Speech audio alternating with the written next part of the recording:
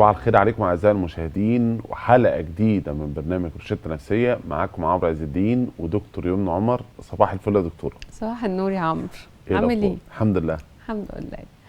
النهارده الموضوع بتاعنا انا وجهة نظري الشخصيه ان ده يعني يعتبر اهم موضوع في الرفاهيه النفسيه، في الصحه النفسيه. فعلشان كده انا اخترت يعني ان انا النهارده هكون المذيعه وحضرتك هتبقى الضيف. ايه رايك في السربرايز دي؟ جامده. انا شايفه ان الضغوط النفسيه دي تعتبر اكبر آفة في المجتمع دلوقتي. فكره ان الانسان يبقى عايش وبستريس طول الوقت، ان انت عايش وحاسس ان انت على ظهرك حمل ومش قادر تنزله طول الوقت. انا شايفه ان هي دي اكتر حاجه في حياتنا، يعني بتعوق السعاده، بتعوق احساس الراحه، شعور اللي هو اني بتنفس طبيعي، اني ما بنهجش. فبالنسبه لي الضغوط دي اكبر كارثه في الحياه حاليا. مظبوط مظبوط. فالفتره اللي فاتت دي كنت بعمل ورشه عن اداره الضغوط. ما شاء الله. مش قادره اقول لك يا عمرو اني كل ما بنزل مكان ادي فيه الورشه دي انت مش متخيل كم الشكوى وكم الناس مضغوطه جدا. بالظبط، اللي هو ما فيش حد مرتاح، حتى اللي هو السن الصغير. يعني في المؤسسات انت بتلاقي مثلا ايه، ده بالعكس، الضغوط ده احنا في عصر الضغوط بالظبط. يعني هي اشهر جمله بتتقال، هو انت المفروض في العصر الاكثر رفاهيه. انا دلوقتي قاعد في بيتنا، جوزي مسافر، انا ممكن اكلمه فيديو. عيالي عاوز اطمن عليهم، ممكن اعمل كذا. في فتره كورونا الناس كانت بتتعلم اونلاين، كل حاجه موجوده اهو. بالظبط. بس انت مضغوط. صح. اللي هو انت دلوقتي لو انت طلبت معاكي الساعه 1 بالليل اكل، هعمل ايه؟ هطلب دليفري في ثانيه. انا ممكن من غير ما اتكلم هدخل على الابلكيشن واطلب. مظبوط. طب لا، انا بكره الصبح عاوزه لما اصحى الساعه 8 يجي لي الاوردر، بطلب الاوردر انه يجي لي الساعه كذا. اللي هو انا عاوزه كتاب، هطلبه اونلاين ويجي لي البيت. انا عاوز احضر كورس في امريكا، هدخل اونلاين. انا اللي هو الحياه سهله.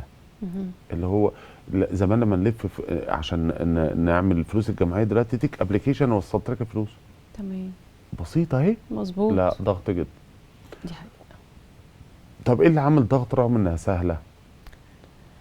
اللي عامل الضغوط من وجهة نظري ان الانبوتس بقت كتير قوي، واحنا ما عندناش الفولدرز اللي نتعامل بيها. عمرو احنا مش موجودة اساسا. احنا ما بقيناش عارفين الحاجات اللي عماله بتدخل كتير قوي. فكره الديدلاين والتارجت والحاجات دي كلها خلتنا عايشين طول الوقت حاسين ان احنا في حد ماسك لنا عصايه واقف ورا ظهرنا، اللي هو ايه، هتمشي ولا ايه؟ سهوله الوصول. بالظبط. ان انا قادره عاوز يمنى، انا هكلمها. طب قفلت موبايلي، هتصل بيها على الماسنجر، هتصل بيها على مش فاكر ايه، هبعت لها ايه ده، انا ببعت لها دي اونلاين. يعني طب انا قاعد مع نفسي، عاوز اقعد مع نفسي، ففتح الواتساب بتشات مع حد صاحبي. لا هي دلوقتي اونلاين، هي ما بتردش ليه؟ اونلاين وما بترديش علينا ليه؟ ده ضغط. اللي هو انا بتصل بيك كتير، انت ما بتردش ليه؟ لو نمرتي مش متاحه في الاكونت بتاع الابلكيشن ده والابلكيشن ده والابلكيشن ده والابلكيشن ده، احنا بقينا افيلابل لاي حد وفي اي وقت. فدي سهوله الوصول عامله ضغط. صح. طيب ده واحد. اتنين، تعدد البدايل ضغط. زمان يعني معلش انا عجوز شويتين، فاللي هو انت عاوز تاكل محل فول وطعميه يبقى الاسم ده. هتاكل مش فاكر ايه هو الاسم ده بالظبط.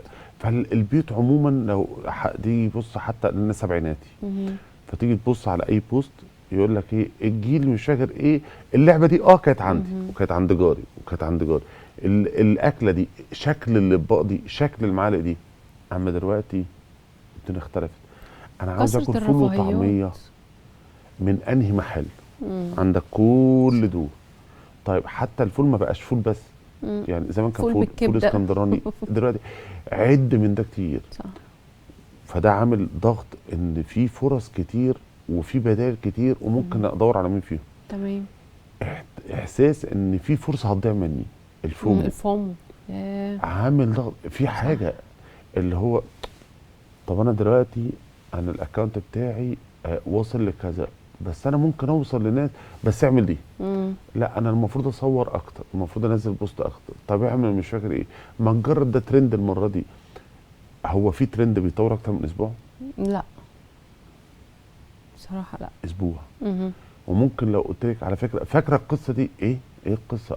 يا دي بقى لها مش زمن، بقى لها شهر. بقى لها دي حقيقه فعلا. اللي هو تك تك تك، ترند ترند ترند. ولازم لو انت بقى ايه مثلا ناس بلوجرز، انا لازم اكون مع كل ترند موجود، انا مع كل حاجه ظاهر، انا مع كل.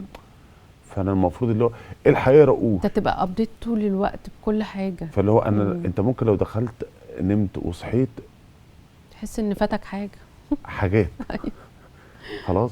وبعد كده طيب انت الفيديو بتاعك جاب مشاهده، جاب مليون مشاهده، في 5000 6000 كومنت، انا عاوز ارد عليهم. ضغط ضغط. انا مش بتكلم هنا ضغط سوشيال ميديا بس، اللي هو ايه رايك؟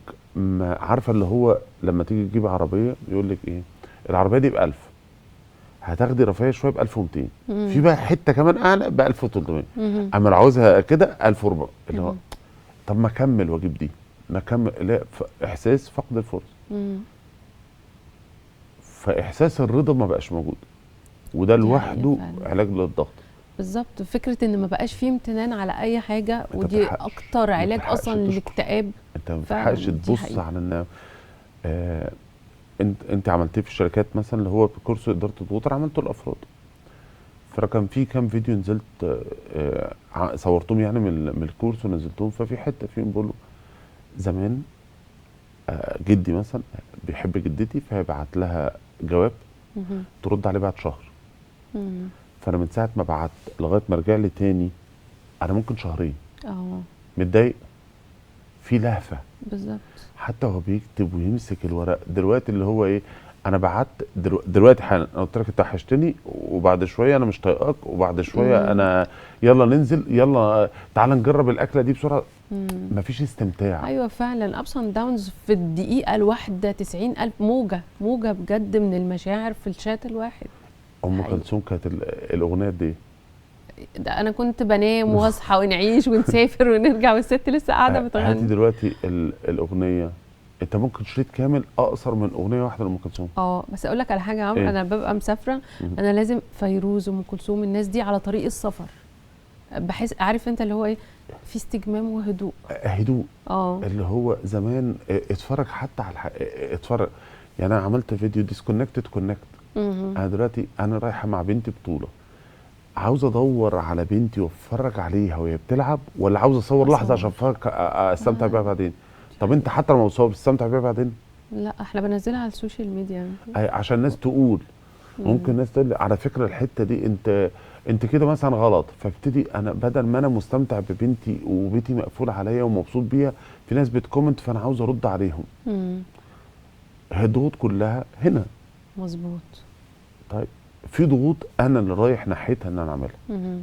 يعني ريمو بربري لو هي قصته ما كانتش قصه اتنين قاعدين شاركوا الناس في كل حياتهم، كان حد هيكومنت على انت ليه عملت؟ لا ولا اي حاجه، صح؟ ولا بالظبط 90,000 حاله انفصال في الحياه. بالظبط. اللي هو هتدخل، لا يبقى انت كنت مش فاكر ايه، بص بقى راجع رياكشنات وشه في الفيديو مش فاكر 15 بقينا محللين بجد فظاع. أيوة. ففي حته انا غلط ان انا بشارك الناس في حياتي، فهم بيدخلوا دي اوكي. بس في ساعات في حاجات اللي هو الضغط اصلا كل شيء انا ما بحبوش ومضطر اعمله. تمام. فانا ما بحب الحدود الشخصيه جدا. بس انا مضطر عشان شغلي ان انا اتعامل مع الناس، ده يمثل لي ضغط كل ما اتكلم. انا بحب الروقان، بس الطريق بتاعي بتاع الشغل زحمه. تمام. انا بحب انام براحتي واصحى براحتي، بس الشغل مواعيده الصبح بدري. كل دي ضغوط اللي هو هي مش بس دي يعني. ثواني بقى يا عمرو، اتفضل. احنا يا جماعه معانا كتاب اسمه إدارة الضغوط عمرو عز الدين. ايه الكتاب ده يا عمرو؟ ايه ده بجد؟ ايه كل الحاجات اللي انت لميتها في كتاب؟ انا علشان اعمل ورشتي انا قعدت، عارف انت اللي هو ايه، 90,000 مرجع علشان تاخد معلومه من هنا ومعلومه من هنا. ايه الكتاب اللي لمم كل حاجه ده؟ ما انا بدات اسال ناس يومنا ايه الضغط بتاعك ده؟ طيب اسال واحد تاني في حته تانيه ايه اللي بيمثلك ضغط؟ قعدت ادور، ايوه مش ده ضغط ليه، حتى لو هو مش ضغط كومن بالنسبه للناس. تمام. يعني انت قلت من الضغوط الديد تايم، ممكن في ناس مثلا ما بيعرفش يشتغل الا تحت الضغط، ده غلط عليه، اللي هو بيقوله ده غلط. اه. فهو دايما بيحب زنقه الديد تايم. هو بيقول بيحب بس هو بيضره. انا في واحد تاني بالنسبه له الديد تايم ده اساسا ضغط. طيب ضغط، في ضغوط اللي هو انا لما جيت بشرح للناس في الاول يا عم انت ضغطتنا اكتر اللي هو فكرتنا ان انا كل شويه بتنقل من بيت لبيت. بسافر كتير والمفروض تبقى شنطتي موجوده. انا ضغط الدراسه، دراستي انا، ضغط الامتحانات، ضغط الحمل، ضغط الولاده، ضغط ان في حد هيجي في البيت واقعد معاه قعده صالونات، ضغط ان انا الناس المستفزه في حياتنا، انا ضغط ان انا قاعد معاها. في ضغط عندي انا اللي هو انا طموح جدا بس بحب النوم، فده ضغط صفه عندي ان انا بحب النوم، فانا طموحي بيبوظ بسبب ان انا يعني انا حاسس ان الطموح بتاعي مش واصل. في ضغط المعاني اللي هو انا اللي متصور ان في معنى للنجاح، اللي هو شكل اللي هو النجاح سعي، فانا متصور ان النجاح ده هو الوصول.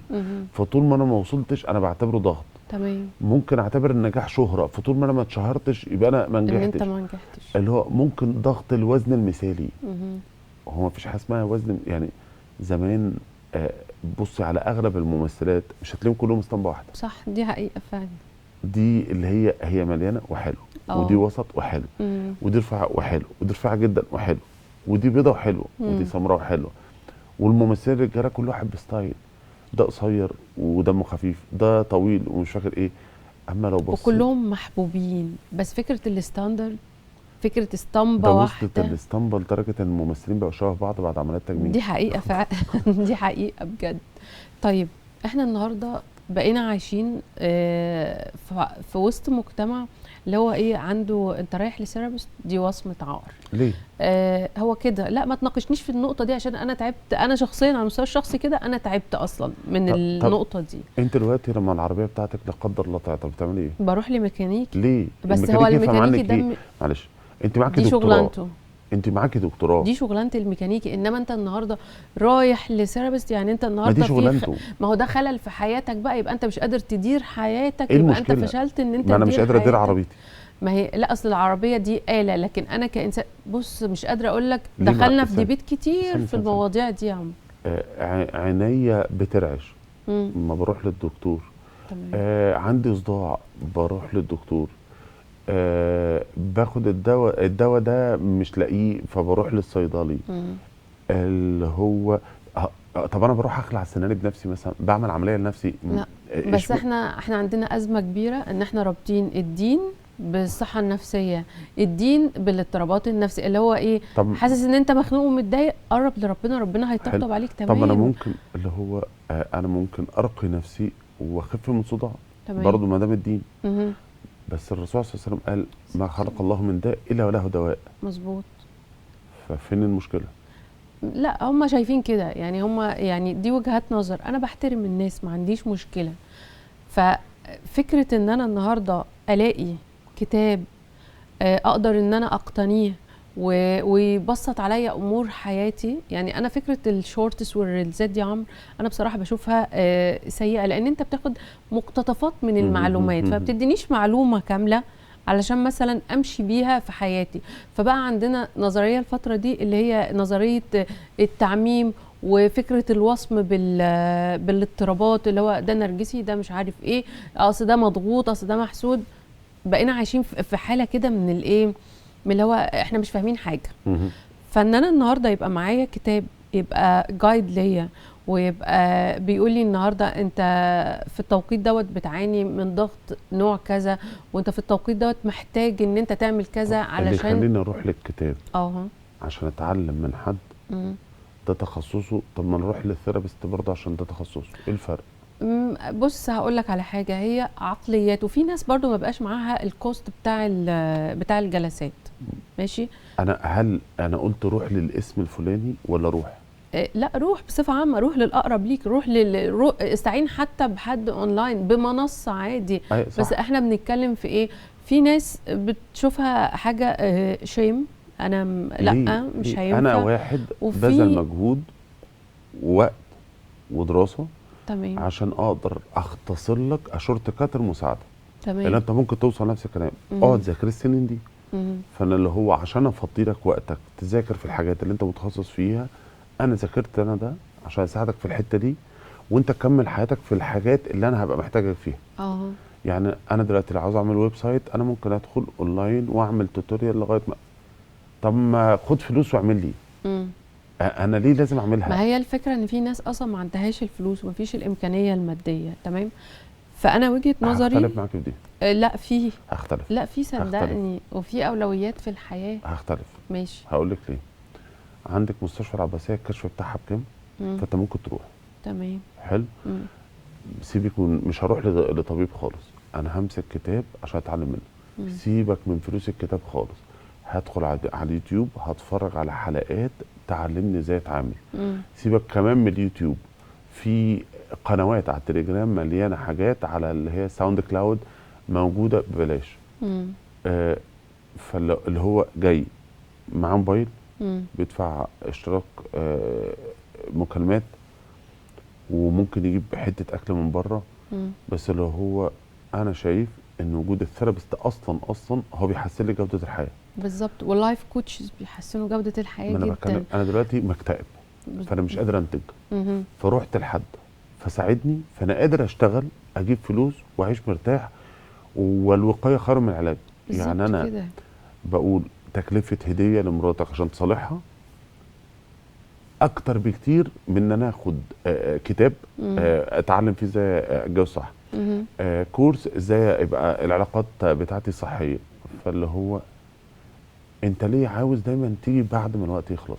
ما هي فكره ان الناس بقى بتقول لك ايه، طالما انا ما دخلتش سايكوزس، يعني انا ما فيش ذهان، فانا في السيف سايد. طيب ما هو احنا كثره التعرض للضغوط هتوصلك للذهان فيما بعد. بعد كده هتدخل في حته اللي هو اكتئاب حاد، هتدخل لي في حته انا فصام. عملت فيديو، وبقى في ده امثله في فيديو كتير. كنت بتكلم فيه على كرونيك فاتيج سندروم، مهم. او متلازمه اللي هي الوهن يعني، تمام. او متلازمه الضعف اللي بقى لها فتره طويله. واللي هو الفرق بين الفاتيج والكرونيك فاتيج، ان الفاتيج اللي هو النهارده كان يوم هدى قوي، هروح انام واشرب لي طبق شوربه خلاص بقت زي الفل. مهم. اما كثره التعرض ده لفتره طويله، الضغوط يعني، اه. بيوصل لي حاجه اسمها كرونيك فاتيج سندروم، اللي هي يخليني كشخص انا ما عنديش القدره الجسديه ان اعمل حاجه. مهم. اللي هو ممكن اصحى بعد نوم 18 ساعه ومش قادر اقف على رجلي، تمام. مش قادر اركز، اكني عجوز في شكل بني ادم. مهم. خلاص بتعامل اكني عندي 80 سنه وانا اصلا على شاب 20 سنه. صح. فانا نزلت فيديو، يعني انا دي المعلومه دي انا عارفها مثلا بقالي 15 سنه مثلا، مهم. 15 20 سنه اللي بقولها من زمان. تمام. فلما نزلت في فيديو 99% من الكومنتات ايوه انا عندي، ايوه انا عندي، ايوه انا عندي، ايوه انا عندي. مم. فاللي هو الضغوط بتوصل لاعراض جسديه اللي ما عنديش القدره. مهم. طب يعني انا المفروض اتعامل مع الضغوط؟ تمام. يعني المفروض اروح لثيرابيست او لكوتش او لطبيب نفسي عشان افوق وابقى اكثر انتاجيه. مهم. يعني المفروض اغير المايند سيت بتاعي عشان اكون اكثر انتاجيه. تمام. ما تاخد خطوه. تمام. طيب انا النهارده برنامجنا اسمه روشتة نفسية، تمام. وانت النهارده نزلت لنا كتاب عظيم زي ده، الله يبارك. فاحنا خلينا نستغلك شويه الحلقه دي وندي تيبس للناس. خلينا نفتح كده ندخل على الفهرس نخليها بتاعنا. بعد الفاصل. ماشي تمام. نخليها بعد الفاصل. اوكي. هنرجع لكم بعد الفاصل، ودكتوره يمنى هتمسك الكتاب دلوقتي وتيك. ماشي، استنونا بعد الفاصل.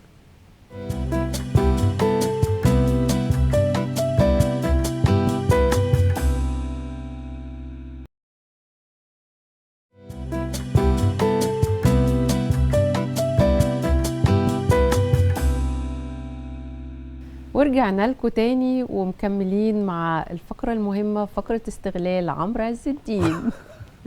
جماعة الكتاب كتاب إدارة الضغوط، الكتاب رائع بجد، مش هتندم ان انت تقتني حاجة زي دي، هتبقى زي جايد ليك في حياتك. وحلو الإعلان، بعرف أعمل إعلانات. لا هايل. أنا هشتريه ده دلوقتي. مش إعلان بجد، ده بجد الكتاب رائع رائع يعني. ده خلينا شهاده بقى والله. إيه؟ ان انت انا بدي، انا عمري بدي كورس اداره الضغوط، وانت بتدي اداره الضغوط. فالمتخصص انه يقول ان الكتاب حلو غير لما حد اللي هو يعني انا كده كده بحب ان الناس تقول ان الكتاب حلو، بس لما يكون حد متخصص ومركز في ده بيقول ده حلو، دي شهاده اعلى. لا هو انت مش محتاج شهاده، ده كده كده يعني. وكتبك الكتب اللي فاتت صراحه الرحله رائع رائع بصراحه يعني. بحس ان هي ريفرنس محترمه وكتب اللي هي من واقع الحياه، اللي هو ايه داخل في الموضوع على طول، اللي هو بلاش بقى الكلام التخين قوي ده ما بقدرش يعني. ملوش ممكن اي امسك لازمه. كتاب قد كده اقراه وبعد كده الاقي هو كله كان ممكن تختصر في 5 صفحات بالظبط. احنا ما عايزين ننجز. ادينا ستيبس كده ايه نمشي عليها يعني. طيب خلينا دخلنا في المحتويات بتاعه الكتاب. هو يعني ايه اداره الضغوط يا عمرو؟ طيب احنا قلنا قبل الفاصل ان الضغوط هنا انا شيء غير محبب ليا وشيء مضطر اتعامل معاه. تمام. تعال نشوف بهدرها ازاي، اللي هو هتعامل هنا ازاي الاول. فاللي هو انت ما بتحبوش ليه؟ وليه اصلا لازم تحبه؟ هو مين قالك ان انت لما تعمل حاجه لازم تحبها؟ هو انا لازم احب المذاكره؟ احب المواعين؟ انت بتحب المواعين؟ ده بكرهها والله. حلو جدا. فانا لو انا بتعامل معاها انا اللي مسيطر على ان هي ما بحبهاش ولازم اعمل لها، انا هنا اللي هيأت كلي ان اتعامل معاها انها ضغط. اما اللي هي تاسك المفروض تخلص وانا مش لازم احبها، وتعالى استغل الوقت بتاعها في ان احط السماعه في ودني واخلص تليفونات ورايا. تمام. تعالى في عاوز اسمع بودكاست مهم. تعالى وهقف مع ولادي في المطبخ وهعتبرها نوع من المشاركه. انا هعملها عشان بحب الروقان، يعني مش بركز في المواعيد. انا بحب الدنيا تبقى رايقه. انا بعملها عشان بحب اغني وانا بعمل كل ده. طلعتها من مجرد انها شيء ضاغط لشيء عادي. مين بيحب الزحمه؟ لا ما فيش حد بيحب. طيب انا هدير الضغط بتاع الزحمه ازاي؟ يعني انا عشان انا اجي المدينه في ممكن يتصل الو في حلقه الميعاد كام؟ ده لا ما بجيش. ليه؟ الميعاد ده على الطريق زحمه، فاخد ساعتين 3 في الطريق، ده مش مناسب ليا. تمام. وساعات ممكن يبقى عندي حلقه وما انا عامل ايه. طب بص، تعالى اكتوبر قبل المدينه، خلص حاجات وراك هناك اللي هو عديت كل الزحمه وابقى على الميعاد تروح. تمام. تعالى خلص هات اللاب بتاعك واقعد في كافيه، خلص شغلك من بدري اللي هو اوصل قبل ميعادي بساعه ساعتين عشان اتفادى الزحمه. تمام. طب دي واحد. في ناس تانية انا هلغي الميعاد اصلا، ده مش هروح. في ناس تالتة طب ما زحمه بزحمه، ما تخلص تليفوناتك في الطريق، سماعتك في ودنك وطول الطريق بيتخلص فانا وصلت. في نوع رابع، طب ما انا اصور اونلاين من البيت. انا عملت مداخله فعلا في قناه مره، قالوا لي تيجي ولا مداخله من البيت؟ من البيت. من البيت طبعا. اللي هو اصل كانت الساعه 9 الصبح اللي هو 9 الصبح قهوتي كده ومع بعضين. فكل ده بدايل. اما جزء من اللي بيمثل ضغط عند الناس ان انا دماغي متسيستمه انه حل وحيد. انا مش هتبسط الا بده. فالناس في فتره كورونا في على فكره زاد الضغط عند الناس بالدراسات، ان الضغوط زادت عند الناس والتوتر والقلق. ففي مثلا اطفال ADHD في فتره كورونا كانت بتموت هي واهاليها. مظبوط. طب ليه؟ عشان الاهل دايما متصورين انه حل وحيد التعامل مع ADHD، حطه في اي حته يتهد فيها عشان يرجع ينام. ليه؟ رغم ان انا اعلمه الفوكس واديله شويه انشطه بس يتعلم الفوكس واخليه يعرف يعمل ده في خلال البيت. في اهالي انا بحب يا عم انا عيالي في الشارع قدام البيت في الجنينه، ما انا مأجر في كومباوند، ما تخليهم يلعبوا، اقعد انا رايق. فمجرد ان العيال موجودين وبيتكلموا ده كتير. الست كانت مرتاحه من مشاكل مع جوزها، مره الراجل قاعد على القهوه وحللني بدل ما هو قاعد ينتقد هنا وهنا. تمام. فاللي هو بقى قاعد بقى في طلاقات حصل بسبب كورونا، دي حقيقه وفي عيال جت بسبب كورونا. اللي هو انتوا ما دورتوش غير حل وحيد. الحل الوحيد لنجاح العلاقه دي انا اتلهي في الشغل وانت تلهي مع العيال وفاصلين. طب اتزنقنا وبقينا في حته ما نقعد نتكلم. يعني كورس الرحله كان تاني جروب تقريبا او تالت جروب اعمله. اول اسبوع يوم السبت بعمل المحاضره، السبت اللي بعديه البلد قفلت، كانت سيول وبعدها كورونا.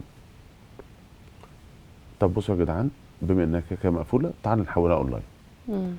ولو لقينا ان الاونلاين انتوا خلصنا الكورس وانتوا مش مستفيدين، لما نرجع تاني نبقى نعمله.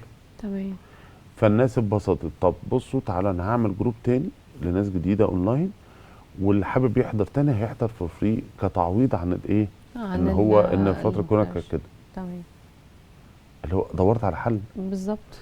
الناس اللي هي الشركات اللي ركزت في الحلول طلعت لفوق. في واحد صاحبي مثلا مدرب في الجيم، بص يا سيدي، ما انت جيم مقفول، بالظبط. ما تدرب الناس اونلاين. يعني ايه؟ طب خلاص، انت يعني انت لسه هتاخد وقت، غيرك هيكون سبق. في محلات وصلت ان عملت اللي هي هتدخل بنضاره وانت في بيتك اكنك بتتقلب في قاعد بتقلب في المحل وبتبص وكده وبتتبسط. دوروا على حلول. صح. فاللي هو انت عاوز تتعامل مع انه ضغط، انا استكت، انا متعلق هنا، عاوز تدور على حل لده، يبقى هتبقى زي الفل. هو ده اداره الضغوط. هتتعامل ولا هتحب تعيش في دور الضحيه؟ فايت اور فلايت. وانا ممكن يا يبقى هتطير ده يا هتفضل تزق طول الوقت، يا اما هتعافر وهتحاول وهتبدا ان انت تخلق لنفسك فرص بديله، حلول بديله، يبقى عندك اختيارات طول الوقت. مش الحياه اللي بتديك الاختيارات، انت اللي بتخلق الفرص لنفسك وانت اللي بتخلق الاختيارات لنفسك. وممكن في اوقات هو الفلايت هو الصح. انا دلوقتي مش هواجه، مش انا رايح دماغي. وفي اوقات انا هرضخ للامر الواقع، لا فايت ولا فلايت، انا هرضخ للامر، ما ترضخ فريز. وضع الفريز، انا هجمب. وفي اللي هو الفريز ده انا هقف مكاني، انا عقلي بيقول لي لا هتقدر تواجه ولا هتقدر ايه تهرب. وفي اللي هو الرضوخ، انا هرضخ للامر اللي هو استسلام. بالظبط. التيار لما بيبقى عالي ايوه فعلا التيار عالي في جزء كبير على فكره. يعني انا بقول للناس ساعات بيبقى الحل انك تذبح الامل بتاعك. صح. ما لهاش حل دلوقتي. اثبت بقى على كده. تمام. يعني الناس اللي هي لسه فاتح مثلا جيم ولقى مره واحده الدنيا وقفت عشان كورونا، هو قاعد يقاوح ارجوك افتحوا ارجوك، مش هتفتح دلوقتي. ممكن تستسلم عشان تدور على حل. ممكن تركن ده وتدور على حاجه تانية تجيب لك شغل. صح. بس تمام. طيب انت هنا كاتب بوينت اسمها اعرف اعبائك، بمعنى انا المواعين بالنسبه لي انا عمرو لا ما بتضايقش منها خالص. فدي مش اعبائي، دي اعبائك انت. ماشي. فانا لازم اعرف ايه اللي هو بالنسبه لي عبء. وبعد كده تعالى اسال سؤال، هو ده عبئك ولا هم اللي كرهوك فيه؟ هقول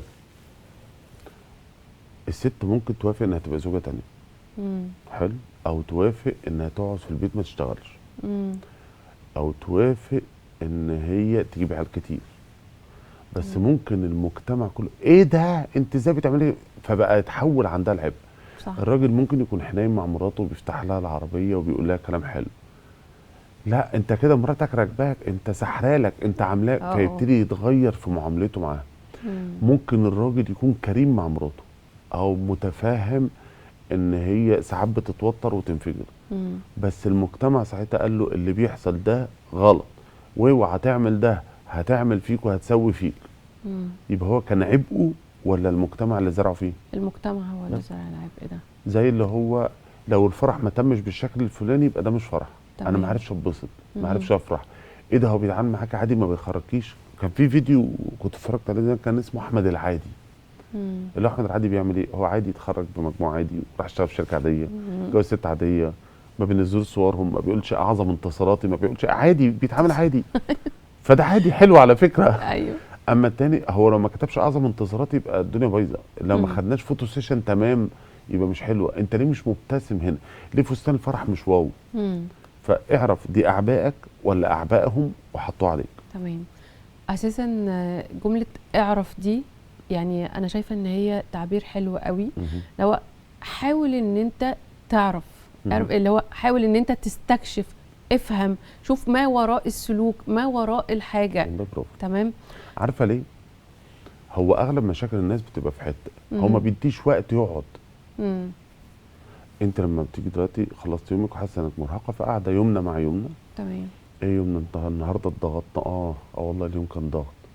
ما طبيعي عشان احنا يوم الاثنين بيبقى زحمه شويه، بس اهو احنا بكره بناخد اجازه شويه، بنقعد مش فاكر نعمل ايه، تعالى نعمل كذا.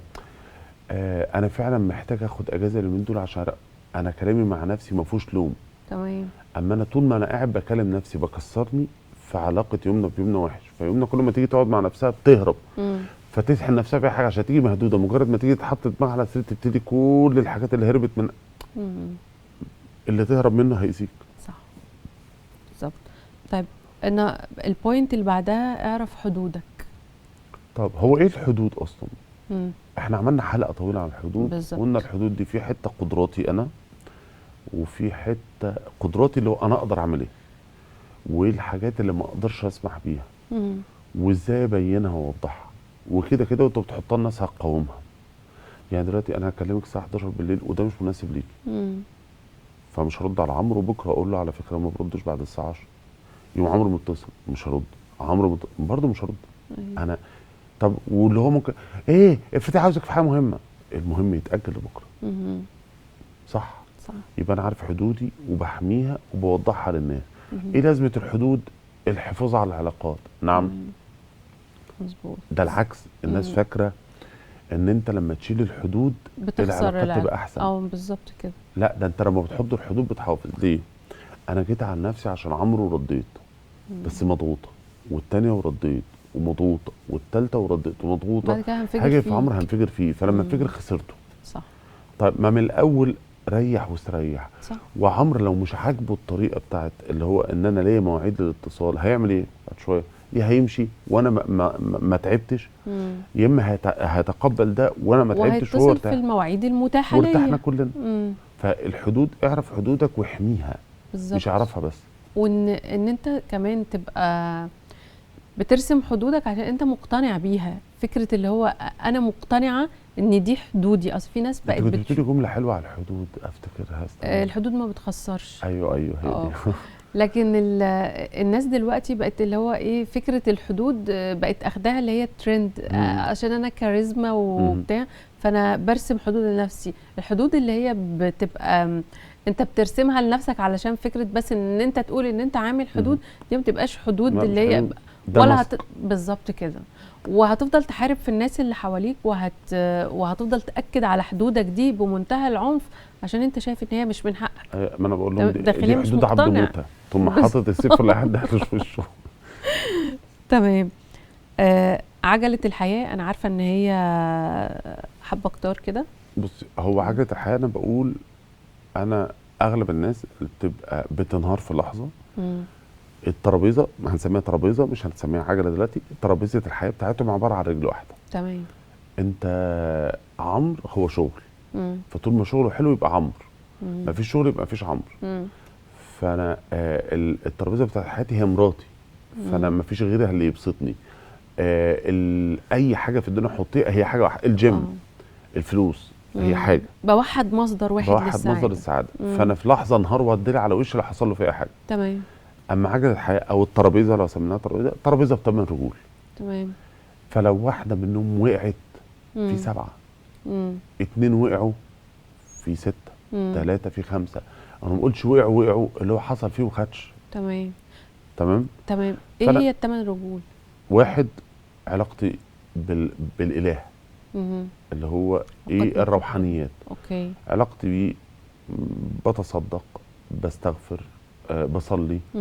اللي هو في الاخر انا مهتم بعلاقتي بالاله ربنا، الروحانيات. تمام. 2 الشغل، انا بسعى ان اطور نفسي ولا بشتكي من الشغل. اوكي. حاطط نفسي في المكان اللي انا بحبه ولا لا. 3 الفلوس، بتعامل معاها ازاي؟ انا بتعامل ان انا كل ما يبقى معايا فلوس اصرفها، ولا بحوش من باب الاحتياط، ولا بتعامل عادي. اللي بعده الصحه، بهتم بصحتي ولا لا. الصحه دي تشمل اكلي، شربي، اللايف اللي ستايل باخدها، بتاعي، الرياضه. طيب احنا كده 4 صح؟ تمام. 5 الترفيهي. انا في حاجات بعملها بتبسطني، رفاهيه، بتفرج على موفي حلو، بضحك من قلبي، بقرا كتب كوميكس مثلا حتى. طيب الاسره المقربه قوي، ايه دوري معاها؟ بعمل ايه معاهم؟ قريب منهم ولا بعيد؟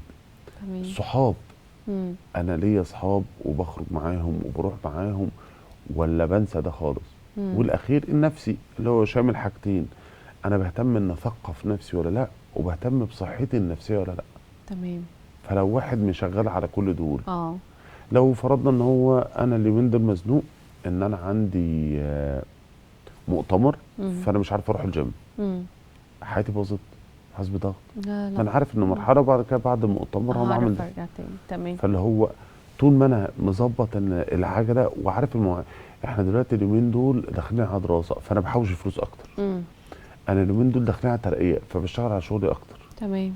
بس هم عاوزيننا نطلع عشان نكملها اسئله اللي هي الفقره المحببه ليكي، ولا نكمل في الكتاب بعد الفاصل؟ لا، انا وجهة نظري ان الكتاب شامل كل حاجه، فاحنا مش هناخد اسئله النهارده، احنا قاعدين على الكتاب ده لحد ما نجيب اخر. طيب نرجع لكم بعد الفاصل ان شاء الله ونكمل الكتاب مع دكتور يمنى. السلام عليكم.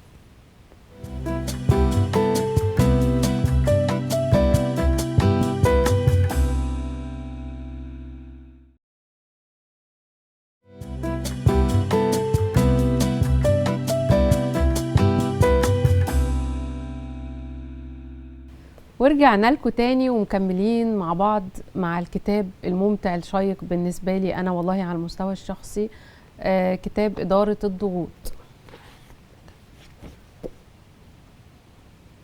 بص يا عمرو، انا في بوينت هي لفت نظري جدا من اول ما مسكت الكتاب بره واحنا قاعدين في الكواليس، اللي هي ضغوط العلاقات الاخرى.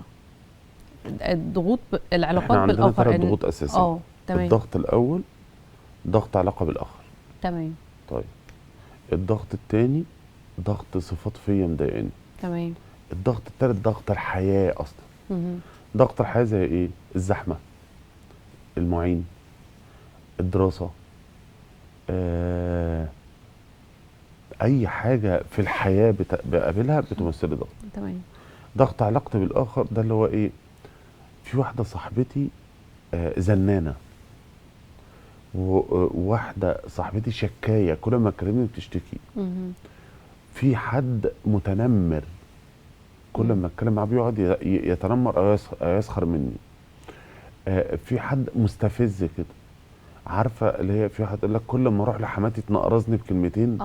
فده بالنسبه لها هنا علاقتي بحماتي بضغط. ممكن جوزها مش متحاسب، اللي هو عاوز كل حاجه مظبوطه بزياده فبينتقد. ممكن مراته عامله له ضغط انها رومانسيه بزياده وهو عملي، فهو ده بالنسبه له هي ضغط. انا عاوزه جوزي في حياتي، انا عاوزه اخرجني بس هنتكلم معاه كلام حلو، ده ضغط بالنسبه له في علاقته بالاخر. تمام. اللي هو هنحط حدود برضه. ما هي الضغوط في العلاقات بنحط حدود. 2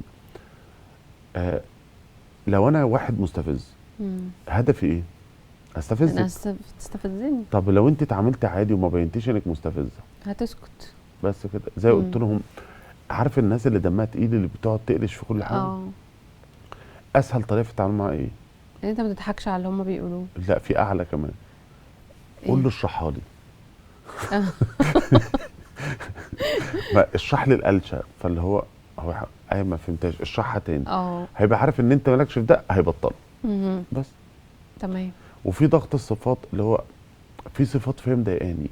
كسلان، حاسس ان انا مش عارف اكون صادق كما ينبغي. حاسس ان انا مش شجاع كما ينبغي. ضغط الجبن يعني. عجبتني قوي الجمله اللي هي ضغط الصفات التي تتعارض مع قيمي. انا عندي قيمه الطموح عاليه بس انا بنام كتير. بالظبط.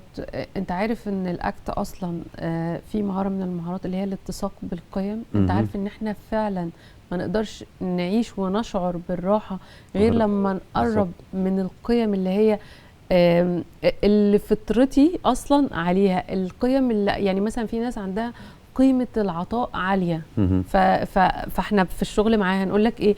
روح جمعيات خيريه، روح مش عارف ايه. في ناس عندها قيمه الاسره هي اللي عاليه، فحاول ان انت تهتم باسرتك ولازم اكتر توجد لهم وقت. بالظبط كده. انا قيمه الخصوصيه عندي عاليه، فلما حد بيتدخل ده بيضايقني. فانا شغلي اللي هو ما انت شغلك انك تتعامل مع الناس. بس انا عندي قيمه خصوصيه عاليه. ففي ليفل كده انا عندي، انا ما بتعدوش عشان عارف ان ده ممكن يعمل لي ضغط. صح. فده انا لو ما اشتغلتش بناء على قيمي هيبقى اللي انا ضغط الخصوصيه. فبدات ادخل الكاميرا جوه البيت واللي هو ونقعد نعمل كده وكلوا يا اولاد ونضحك يا اولاد. ده بالنسبه لي لو عملت ده لا هتدمر فيها. صح. دي عشان قيمه الخصوصيه عاليه. فلو ما اشتغلتش مع قيمي واضطريت ان اشتغل شغل عكس قيمي انا تعبان. لا، ما هي الحقيقه ان احنا كل ما بنبعد عن النسخه الاصليه بتاعتنا كل ما بنحس ان الحياه الضغوط فيها بقت كتير صح. قوي علينا، لان احنا مش قادرين نواكب الجاب الفظيعه اللي بتحصل. يعني تخيل واحد عنده قيمه العطاء وشغال HR. بالظبط. ده يا حرام عليه بجد، خلاص. يا عيني بجد. واحد عنده قيمه الاسره مهمه وشغال في البترول، اللي هو بيروح شهر ويرجع بالظبط. شهر. او شغال في الخليج، او اللي هو انت مش قاعد مع الحاجه اللي هي بتشعرك بالراحه، اللي هو بالظبط. ايه، الهيدك مش على قد هنا، لا وكمان هنا، اللي هو الضغط هنا وهنا. ساعتها تعالى نمسك مثال مثلا بتاع الخليج ده مثلا، اللي هو اضطرته ظروفه انه يشتغل عشان يوفر بيئه كويسه للبيت. تمام. طب انا عندي قيمه الاسره مهمه، تعمل ايه؟ ما تشاركوا بعض بالتليفون. يعني دلوقتي بقى متاح ان احنا نتكلم فيديو، ممكن تنزل لهم، تمام، ممكن تذاكر معاهم حاجه اونلاين، تمام، ممكن تتفرجوا على موفي باللي هو شير سكرين مع بعض، تمام، ممكن توصلوا البتاع ده على التلفزيون بتاع البيت نفسه، فقاعدين بتتكلم، اللي هو انا ممكن اشارك. هيبقى الاسره وابقى مركز انا اللي عامله ده برضو، التعب اللي هعمله والسفر والبعد جزء منه نجاح الاسره. تمام. فاللي هو انا هنا بعمل بارادايم شيفتنج، تمام. بدل ما انا شايفها كده طب ممكن صح. تشوفها من زاويه تانية. بالظبط بس كده. بالظبط. طيب، انت شايف ان الضغوط الحياتيه ممكن ان احنا نقدر ان احنا نتعامل معاها؟ غير الزاويه اللي انت باصص بيها، هي دايما غير الزاويه. انا ضد مقوله اللي هو بص على النص المليان، انا اصلا ضدها. ايوه. لان انا لو بصيت على النص المليان هفتكر ان معايا كوبايه كامله. بالظبط، صح. ما تبص على الصوره كامله، انا عندي نص مليان ونص فاضي، وهتعامل على ان معايا النص المليان اهو مبسوط بيه، والنص الفاضي انا عارف انه مش موجود، فانا بتعامل ان معايا في الاخر نص كوبايه. حلو. ايه المشكله؟ تمام. فما ساعات اللي هو لا، انا يا هبص على الفاضيه يا هبص على المليان. يعني انا كنت بتكلم مع حد اللي هو المايند سيت بتاعي ممكن يبوظ لي دماغي. زي هل جزاء الإحسان إلا الإحسان؟ طب ده مقصود بيه في الدنيا ولا في الآخرة؟ في الآخرة. في الآخرة. عندما تحسن في الدنيا سيحسن الله لك في الآخرة. فأنا لو أنا عملت إن المايند سيت هل جزاء الإحسان الإحسان في الدنيا، فإزاي أنا أعمل وهم ما بيقدروش؟ أيوه. زي أشهر جملة الطيبون للطيبات، ممكن تقرا تفسيرها. الضغط بتاع المايند سيت بتاع الرزق 24 قيراط، ممكن تقرا التفسير حتى. هي مش كده، هي ما فيش حاجه اسمها رزق 24 قيراط، دي مقوله، والمقوله خاطئه.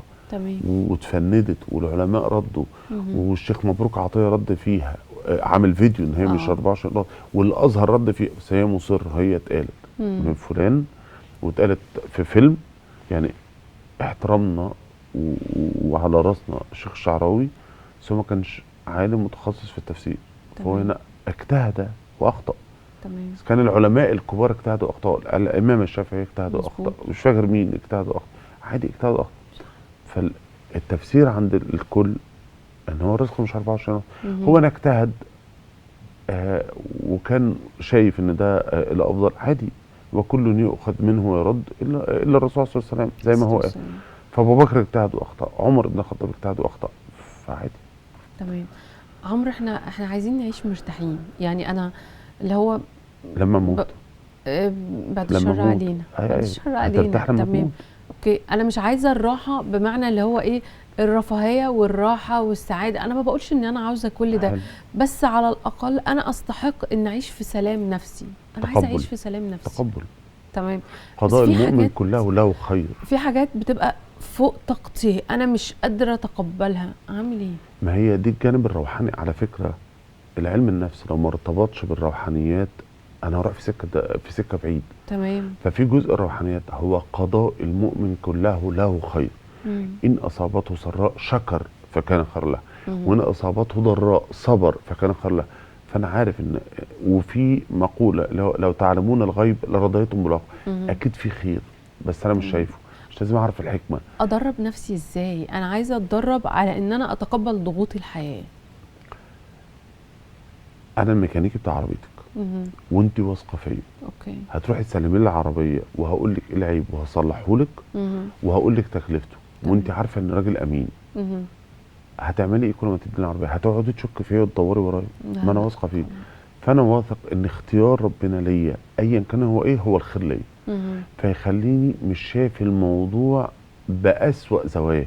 انا شايف ان في جزء من الموضوع انا عاوز اشتغل عليه، هعمل ده هركز في الحته دي، هظبط هنا ممكن افهم المراد من الله ليا في الموقف ده. تمام. انت ممكن، انا بحب العطاء قوي فاديت للناس قوي فتعبت قوي، وبحر الغدر والكلام ده، فانا هبطل عطاء. حبيبي انت ربنا انعم عليك بقيمه العطاء، مهم، ممكن توظفها في جمعيات خيريه. صح. طيب ما انا كل ما بحب حد بيأذيني، طب ممكن تكون طريقه حبك ليه هي اللي غلط. لا، وممكن اختياراتك للاشخاص أي. هم مش شكلك لا اساسا. انا اخترت واحد كويس بس انا افسدته. تمام. مش في ناس يفسدها الدلال، انا اللي افسدته بتدليلي ليه الزائد عن اللزوم. تمام. يبقى انا هقنن طريقه العطاء بتاعتي، مهم. هقنن طريقه التعامل. يعني ممكن اختار واحد كويس وافسده. لا تكن عونا للشيطان على اخيك. انا ساعدت مراتي انها تؤذيني لان عمري ما حط لها حدود، فهي كل ما تتعصب انا بعدي لغايه ما وصلت ان انا تراكمت عندي الدنيا كلها لغايه ما انفصلنا. مين اللي وصل الدنيا كده؟ انت تخاذلك، سلبيتك، ان انت تحط حدود تخلي العلاقه انتوا الاثنين كويسه. صح فعلا. بس صح. طيب خلصنا تقريبا. بجد خلصنا؟ يعني احنا ممكن نضم الحلقتين في بعض وخلاص. بصراحه الكتاب رائع بجد. والله ان مناقشتي معاكي يعني جميله. ربنا يخليك، وشكرا على الهديه النسخه دي. والله تستاهلي كل خير والله. وفي كتاب اللي هو وصف مثالي لعلاقات صحيه، انا عايزه نسخه الحلقه اللي جايه. وعد ضروري قدام الناس هي كلها. وعد. وعد. حاضر. تمام ماشي، علشان نوفي الوعد ان انا اوري الناس الكتاب حاضر. في الحلقه اللي جايه. حاضر والله. تمام. نخليها اللي بعدها. خلاص ماشي. ماشي. بس وعد هتبقى موجوده. خلاص باذن في الله. اخر حلقه. اخر حلقه احنا ناقص حلقتين والموسم يخلص. الجايه تمام. اللي بعدها يكون العلاقات، عشان الجايه خلاص. في ضيف مهم عاوزين نستضيفه الناس كلها تحب تعرف. خلاص تمام تفهم. باذن الله. اشوفكم على خير. يا رب الحلقه النهارده تكون امتعتكم. الكتاب حقيقي رائع، هيبقى معاك جايد في حياتك ان انت ازاي تقدر تدير الضغوط بتاعتك. اشوفكم على خير في الحلقه اللي جايه. نورتني قوي يا عمرو النهارده، بما ان انت ضيف، انت مش مذيع معايا الحلقه دي. اشوفكم على خير باذن الله. ان شاء الله. السلام عليكم.